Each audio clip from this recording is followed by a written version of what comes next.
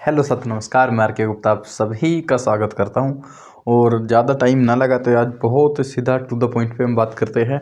और हिंदी का एक बड़ा प्यारा सा एक टॉपिक है वाच्य, और जहां से 1 से 2 क्वेश्चन आपके हर एग्जाम में मिलता ही मिलता है। और यूपी के अंदर भी देखने को मिलेगा, 100% मिलेगा।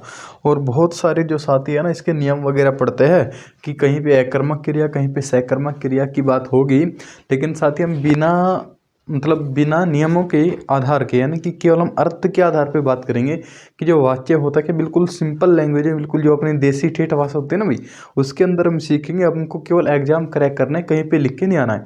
आपको केवल ऑप्शन को टिक करके आना है। तो ऑप्शन को टिक करना है तो आपको केवल जो समझ आपकी विकसित होगी तो उसी से होगी भाई। तो बहुत अच्छे से ध्यान रखना है। सबसे पहले हम साथ ही बात करते हैं जो वाच्य होता है, आपने इंग्लिश में पढ़ी है जी, कैसे जी? क्योंकि जो एक्टिव वॉइस पैसिव वॉइस होती थी, यानी कि एक्टिव पैसिव वॉइस पढ़ी है क्या? तो वॉइस को हिंदी में बोलते हैं जी वाच्य, है ना। तो इसका अगर हम साथ ही शाब्दिक अर्थ की बात करेंगे, शाब्दिक जो अर्थ की बात करेंगे, शाब्दिक अर्थ जो होगा वो क्या होगा जी? कहूँगे जी कहना या बोलना होगा, है ना।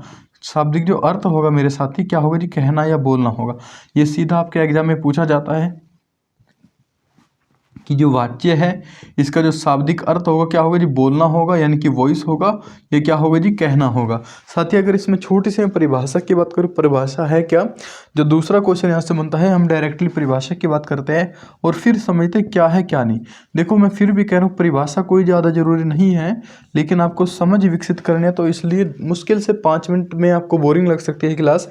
5 मिनट के बाद आप ऑटोमेटिक बता के जाएंगे जी वाच्य कौन सा है और वाच्य कितने प्रकार के होते हैं, हर एक चीज़ को हम देखेंगे। तो परिभाषा क्या है साथी?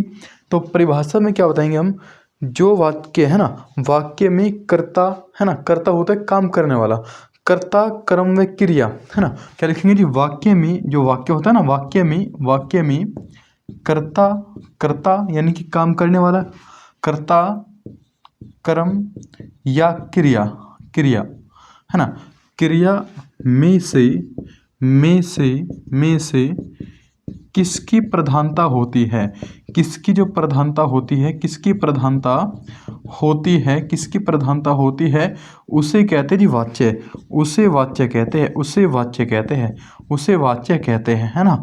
वो क्या कहेगा जी? प्रधानता किसकी, यानी किस वाक्य में किसकी ज़्यादा चलेगी जी? कर्म यानी कि क्रिया की चलेगी, काम की चलेगी, या जी किसकी, कर्ता की चलेगी। तो उसी को हम बोलेंगे जी क्या जी? जो वाच्य होगा, वाच्य क्या होंगे। साथ ही अगर जो हम तीसरे प्रश्न की बात करेंगे जी, वाच्य कितने प्रकार के होते हैं, तो आपको वाच्य ध्यान रखना है, वाच्य 3 प्रकार के होते हैं। वाच्य के अगर भेद की बात करें मेरे साथी, तो भेद कितने होते हैं जी? कहोगे 3 भेद होते हैं। कौन कौन से जी? नंबर 1 हो कृतवाच्य। क्या जी? कृतवाच्य, कृतवाच्य, कृतवाच्य। नंबर 1 क्या होगा जी? कृतवाच्य होगा, है ना। कृतवाच्य होगा, इसको ध्यान रखना है, आपको सीधा सा एग्जाम में यहाँ से मिलेगा। नंबर 1 क्या होगा जी? कृतवाच्य होगा। नंबर 2 क्या होगा जी? कर्मवाच्य होगा। नंबर 2 क्या होगा जी? कर्मवाच्य होगा। और नंबर 3 क्या होगा जी? भाववाच्य होगा। क्या होगा जी? भाववाच्य होगा। कर्म, कृत और क्या जी? एक तो होगा कृत, उसके बाद कर्म, और फिर क्या होगा जी? भाववाच्य होगा। मेरे साथी ध्यान रखना है, कर्म वाच्य में जो प्रधानता होती है, प्रधानता अगर मैं प्रधानता की बात करूं मेरे साथी, प्रधानता किसकी होती है जी? कहोगे अगर कृतवाच्य होगा, कृतवाच्य की अगर साथी बात करेंगे, कृतवाच्य में जो प्रधानता होगी किसकी होगी? कर्ता की होगी। कृतवाच्य में जो प्रधानता होगी मेरे साथी, वो किसकी होगी जी? कहोगे कर्ता, यानी कि काम की जो करने वाला होगा उसी की प्रधानता इसके अंदर हो, कर्ता की प्रधानता होगी। उसके बाद अगर साथी में क्रम की बात करेंगे, तो क्रम वाच्य में क्रम की प्रधानता होगी, यानी कि काम की प्रधानता होगी। और भाव वाच्य में किसकी प्रधानता साथी कहेंगे जी? क्रिया की प्रधानता होगी। ये तो आपके जो आपके बेसिक क्वेश्चन बनेंगे उनकी बात होगी। लेकिन अब बात करते थोड़ा समझ की कि ये है क्या, कर्म वाच्य क्या है जी, कर्तवाच्य क्या है, इनकी अगर बात करेंगे साथी। मैं सबसे पहले कुछ एग्जाम्पल लेता हूँ, उनको पढ़ेंगे बाद में, एक एक के बारे में पढ़ेंगे बाद में। लेकिन पहले मैं कुछ एग्जाम्पल लेता हूँ जिससे आपकी एक अंडरस्टैंडिंग बन जाए और आप अधिकतर चीज़ खुद से बना पाओगे क्वेश्चन यहाँ से। ठीक है भाई।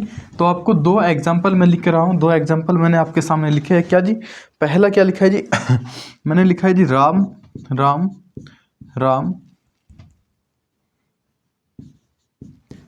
खाना, खाना खाता है। राम खाना खाता है जी। ठीक है जी, राम खाना खाता है। साथ ही मैं अगर लिख दूं दूसरा जी, राम सीता, सीता, सीता, सीता क्या जी? खाना, सीता खाना खाती है। क्या लिखा जी, सीता खाना खाती है। अब मुझको एक चीज़ बताओ, यहाँ पे राम क्या था जी, कहोगे राम है जी कर्ता, और यहाँ पे कर्ता कौन जी, कहोगे सीता है।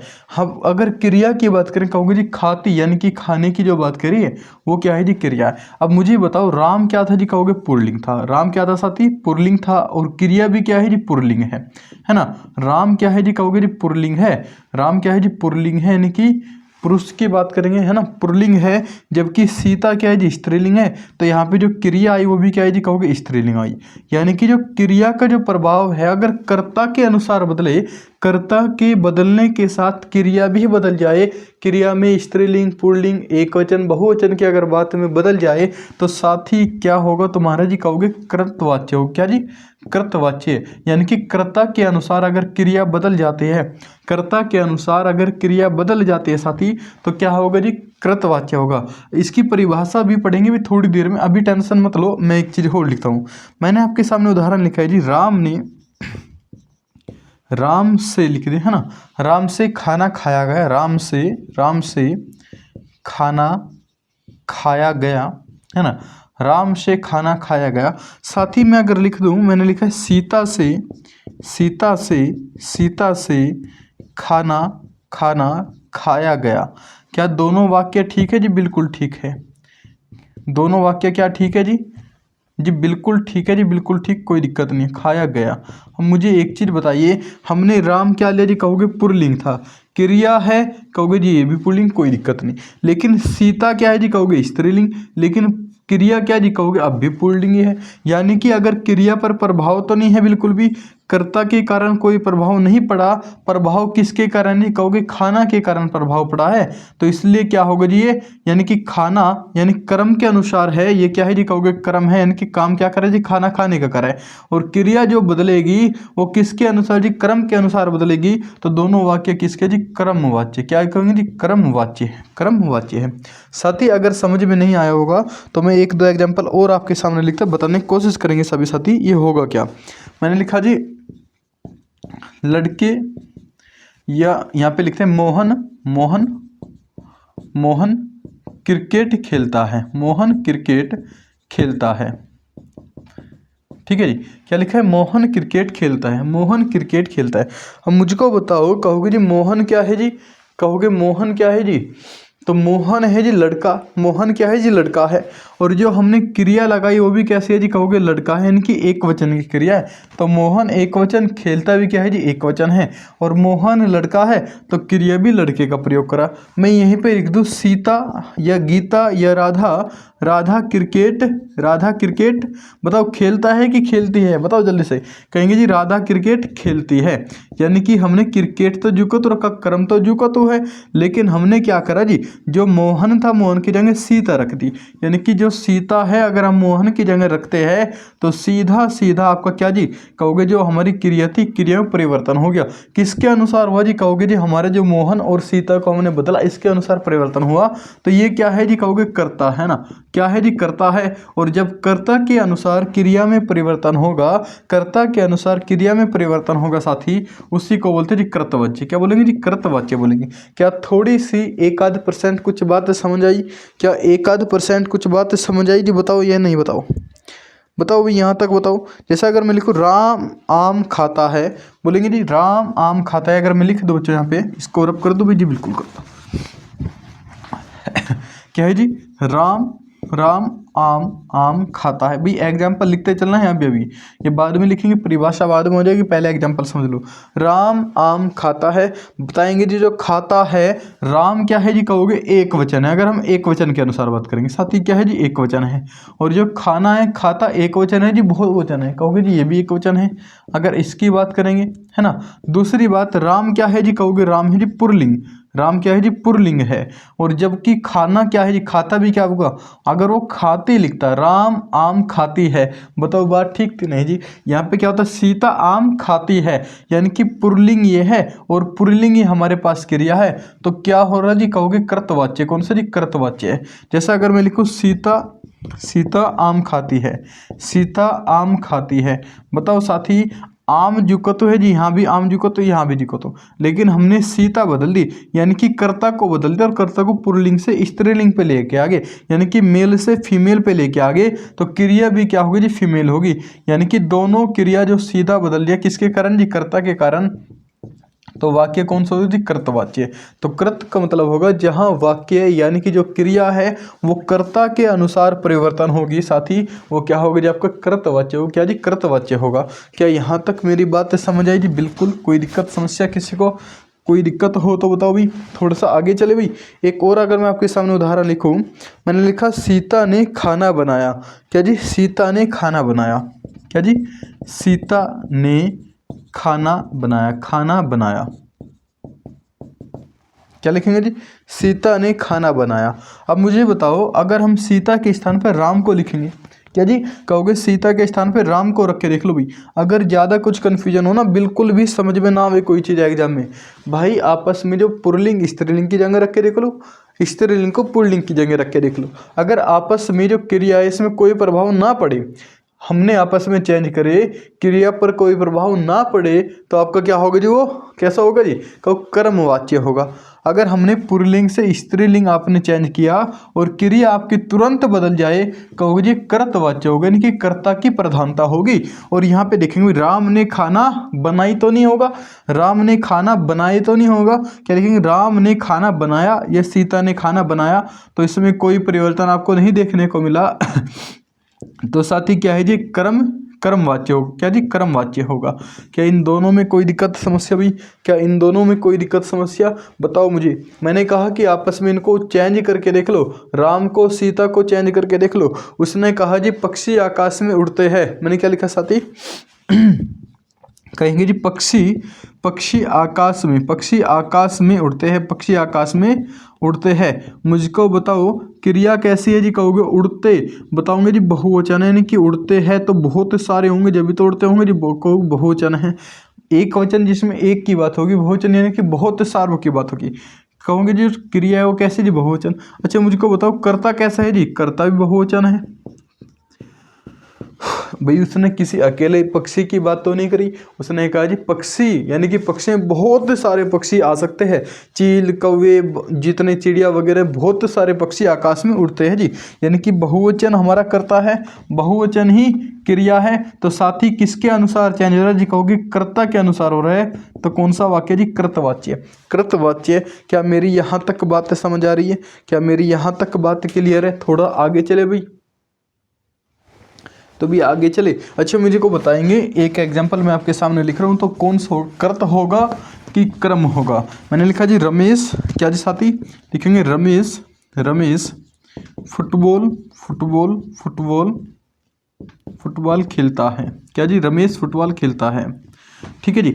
मैं दूसरा लिखो साथी, रमेश ने फुटबॉल खेली। क्या लिखेंगे जी, रमेश ने फुटबॉल खेली, है ना, रमेश ने फुटबॉल खेली, है ना। तो मुझको बताओ जी कौन सा वाक्य कैसा होगा। कहोगे जी अगर हम पहले वाक्य की बात करेंगे, रमेश कैसा है जी, कहोगे लड़का है। रमेश कैसा है जी, कहोगे लड़का है। और खेलता है भी क्या है जी, लड़का है, यानी कि पुल्लिंग। भाई देखो स्त्रीलिंग पुल्लिंग होते हैं, कभी कहो जी लड़का और लड़की की तो बात ही ना आती पूरी हिंदी में, तो स्त्रीलिंग और पुल्लिंग की बात है, तो समझाने के लिए थोड़ा सा समझ लो कि क्या कह रहा हूँ मैं। इसने कहा जी रमेश यानी कि पुल्लिंग है, नहीं है जी, बिल्कुल सही बात है। और खेलना, खेलता या खेलती, कहोगे जी खेलता भी पुल्लिंग है, तो किसके अनुसार परिवर्तन हो रहा है जी, रमेश के अनुसार। फुटबॉल का तो कोई काम नहीं जी, कोई काम नहीं, तो क्या होगा जी इसके अंदर कृतवाच्य हो। कैसे जी, कृत यानी कर्ता की बात होगी। लेकिन साथ ही अगर यहाँ पे गौर करोगे, रमेश है, कहोगे जी रमेश तो पुल्लिंग है, यानी कि लड़का है। यहाँ पे क्या लिखा रहा है जी, जो क्रिया है वो कैसे जी, खेली, यानी कि स्त्रीलिंग है। क्या मुझको बताओ कर्ता के अनुसार परिवर्तन हुआ, कहो जी नहीं होगा। जब कर्ता के अनुसार परिवर्तन नहीं हुआ तो किसके अनुसार हुआ साथी, ये फुटबॉल के कारण हो, फुटबॉल खेली। यहाँ पे चाहे सीता रख दो, चाहे मोहन रख दो, चाहे कबीर रख दो, चाहे राम रख दो, सबके बारे में क्या होगा जी, राम ने फुटबॉल खेली, सीता ने फुटबॉल खेली, है ना, कविता ने फुटबॉल खेली, यानी कि हमेशा ऐसा ये कुछ नहीं बदल रहा इसके अंदर। फुटबॉल खेली तो फुटबॉल खेलेगा, तो किसके कारण बदलेगा साथी? कहोगे जी फुटबॉल के कारण हमने खेले लिखा है, तो फुटबॉल क्या है जी? काम कर रहा है, फुटबॉल खेलने का कर्म है, तो साथी इसके अंदर क्या होगा जी? कर्मवाच्य होगा। क्या इतनी बात मेरी समझ आ रही जी? बिल्कुल। जैसे अगर मैं इसमें कहूँ जी पहचान में थोड़ी सी दिक्कत हो रही है, साथी मैंने कहा जी रमेश फुटबॉल खेलता है, मैंने कहा सीता फुटबॉल खेलता है कि खेलती है? क्योंकि अगर हम रमेश के स्थान पे सीता लिख रहे तो यहाँ तुरंत खेलती करना पड़ेगा। सीता फुटबॉल खेलती है तो स्त्रीलिंग स्त्रीलिंग हो गया। लेकिन यहाँ पे मैंने कहा कुछ भी रख दो, अब जो तुम्हारा मन करेगा वो रख दो। सीता रख दो, गीता रख दो, नीलम रख दो, कविता रख दो, जो तुम्हारा मन करेगा वो रख दो, है ना। लेकिन फिर भी वो फुटबॉल खेली लिखा जाएगा। तो किसके कारण परिवर्तन जी? कर्म के कारण। क्या कर्त और कर्म वाच्य में समझ आ गया जी? क्या अंतर समझ में आ गया? हर एक पॉइंट समझ में आ गया साथी। बात करेंगे भाववाच्य की। बात करेंगे साथी भाववाच्य की। जो भाववाच्य होगा इसके अंदर होगा क्या? इसमें आपको जो निषेधात्मक शब्द होगा ना, नहीं, इस टाइप का शब्द मिलेगा, इनके बीच में क्या मिलेगा? नहीं लगा मिलेगा अधिकतर में। वो क्या होगा जी? आपका भाववाच्य। उसकी भी बात करेंगे। अब परिभाषा की बात कर ले भाई, परिभाषा की बात कर ले या ना करें, मेरे ख्याल से ज़रूरत नहीं है, ज़रूरत नहीं है परिभाषा की। परिभाषा आपको केवल कंफ्यूज करेगी, इससे ज़्यादा कुछ नहीं करेगी। है भाई, ये लिखवानी कह रहे जी लिखवा दो, काम ना चले परिभाषा के बिना। ठीक है भाई मेरे लाडलो, लिख लो लिख लो लिख लो लिख लो, परिभाषा भी लिखते हैं।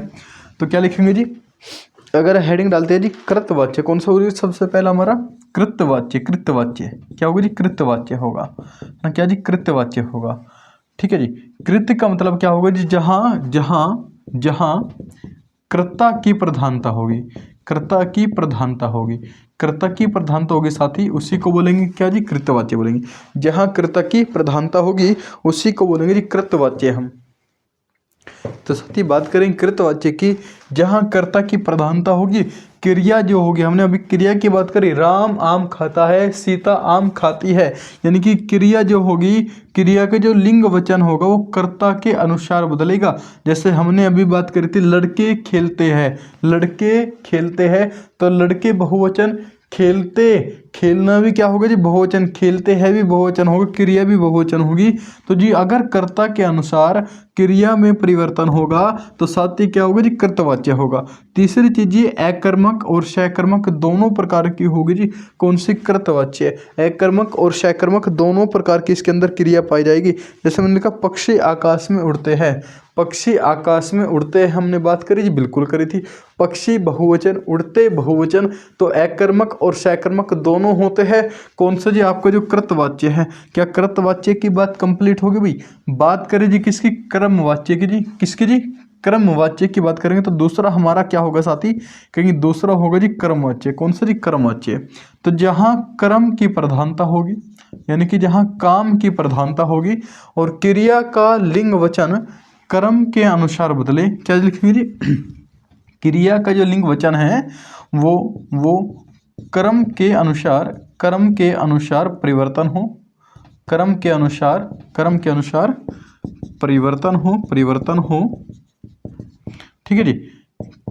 क्रिया पर, क्रिया पर, क्रिया पर कर्ता का, क्रिया पर कर्ता का, क्रिया पर कर्ता का, कर्ता का कोई प्रभाव, कोई प्रभाव, कोई प्रभाव, कोई प्रभाव न हो, क्रिया पर कर्ता का कोई प्रभाव न हो, तो उसी को बोलते जी कर्मवाच्य। और मेरे साथ ही ध्यान रखना है, कर्मवाच्य सदैव, कर्मवाच्य सदैव सकर्मक होता है, कर्मवाच्य सदैव सकर्मक होता है, इसको ध्यान रखना है।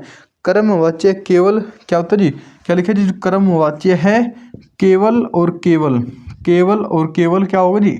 सकर्मक होगा। यानी कि कर्म पाई जाएगा, बिना कर्म के इसमें कोई नहीं होगा। कैसे जी? अगर अभी इसमें थोड़ी सी पहचान की और बात करते जी, पहचान क्या होगी जी इनकी? तो साथी अब इसमें ना थोड़े से मैं अगर एक दो एग्जांपल की बात करूं तो मुझे बताने की कोशिश करेंगे जी कैसे होगा। इसमें ना दरअसल कुछ और भी चीज़ें आती है कि इसमें बच्चे बहुत ज़्यादा कंफ्यूज हो जाते हैं कि जी कैसे पता इसका हम करेंगे। जैसे अगर मैं लिखूँ, मैंने कहा जी अध्यापक ने, क्या जी? अध्यापक ने, अध्यापक ने, अध्यापक ने बच्चों को, अध्यापक ने बच्चों को, बच्चों को, बच्चों को पाठ पढ़ाया, पाठ पढ़ाया। अध्यापक ने बच्चों को पाठ पढ़ाया। साथी बताएंगे जी कौन सा है। सर जी कहेंगे जी इसमें तो कुछ पता ही ना चल रहा, अध्यापक भी है, पढ़ाया भी है, बच्चों भी है, तो पता कैसे चले। मैंने कहा जी कुछ भी चेंज करके देख लो। मैं यहाँ पे अध्यापक की जगह में लिखूँ जी कविता, है ना। क्या लिखा साथी, कविता ने यहाँ पे मोहन रखते हैं ना, कविता ने बच्चों की जगह मोहन रख देते हैं। मोहन को क्या कहेंगे जी, पाठ पढ़ाया, पाठ पढ़ाई। कहोगे जी हाँ भी पाठ पढ़ाया आ रहा है, पाठ पढ़ाया आ रहा है जी, बिल्कुल सही बात है।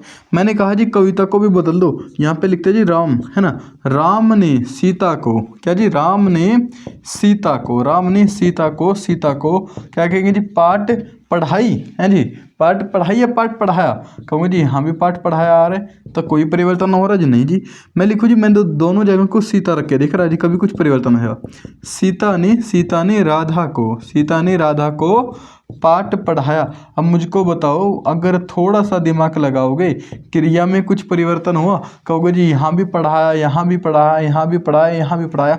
हमने सब कुछ बदल के देख लिया, एक वचन, बहुवचन, लिंग परिवर्तन सब कर लिया, लेकिन पढ़ाया हर जगह सेम है। तो मेरे साथ ही किसका है जी, कहोगे कर्म का है। अगर कर्ता का होता तो वहाँ पे पढ़ाया की जगह पढ़ाई कुछ वगैरह चेंज हुआ मिलता।